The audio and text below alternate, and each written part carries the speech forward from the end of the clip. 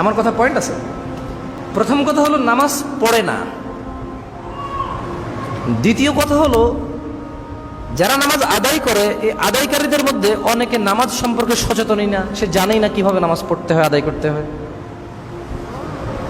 এরপরে আবার আরেক দল নামাজি আছে যারা নামাজ পড়ে কিন্তু অন্যায় করে, নামাজ পড়ে অপরাধ করে, নামাজ পড়ে জানা করে। মুরব্বীদের মধ্যে বেশি নামাজি জানাকারী। ছোটরা যারা জানা মদদ খায় তারা এত নামাজ ধার ধারে না। আল্লাহ ক্ষমা করুক, ওদেরকে হিদায়াত দিক, আমিন। মুরব্বীদের মধ্যে কিছু আছে যারা দাড়ি রাখে, টুপি পরে, পাঞ্জাবি পরে, কিন্তু জানাও করে, নামাজও পড়ে। এক জায়গায় একটু দ্বন্দ্ব তৈরি হয়েছে, ওখানে তাকে বিচারক হিসেবে নেওয়া হয়েছে। সে অ্যাজ এ বিচারক হিসেবে ঘুষ খায় কিন্তু নামাজ পড়ে।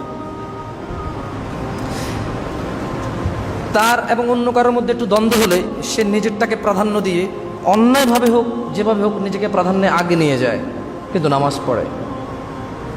এটা মুরব্বীদের শ্রেণী, মুরব্বী শ্রেণীদের মধ্যে বলছি। তো আসলে আল্লাহ সুবহানাহু ওয়া তাআলা পবিত্র কোরআনে বলছেন যে ইয়া আইয়ুহাল্লাযিনা আমানু আকিমিস সালাহ, হে ঈমানদাররা তোমরা নামাজ প্রতিষ্ঠা করো। কেন আমি নামাজ কেন প্রতিষ্ঠা করব, ঠিক না? আল্লাহ বলছেন ইন্নাস সালাতা তানহা আনিল ফাহশাই ওয়াল মুনকার, নিশ্চয়ই নামাজ মানুষকে, ইন্নাস সালাহ নিশ্চয়ই নামাজ মানুষকে মন্দ এবং খারাপ কাজ থেকে, গুনাহের কাজ থেকে বিরত রাখে। এই জন্য নামাজ পড়তে হবে। ইয়া আইয়ুহাল্লাযীনা আমানু আকিমিস সালাত ইন্নাস সালাতা তানহা আনিল ফাহশাই ওয়াল মুনকার, নিশ্চয়ই নামাজ মানুষকে মন্দ এবং গুনাহের কাজ থেকে কি রাখে? বিরত রাখে। তাহলে দিনী ভাইরা, নামাজের গুরুত্ব নেই, নামাজের গুরুত্ব নেই, নামাজি তার নামাজ সম্পর্কে সচেতন নয়।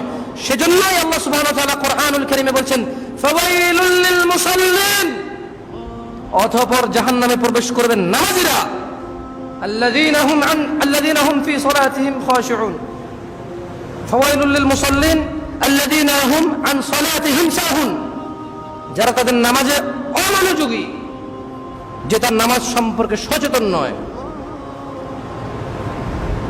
বুঝেননি? নামাজ পড়ে না যে তার কথা তো আছেই, নামাজ পড়ে যে তার কথাও আছে।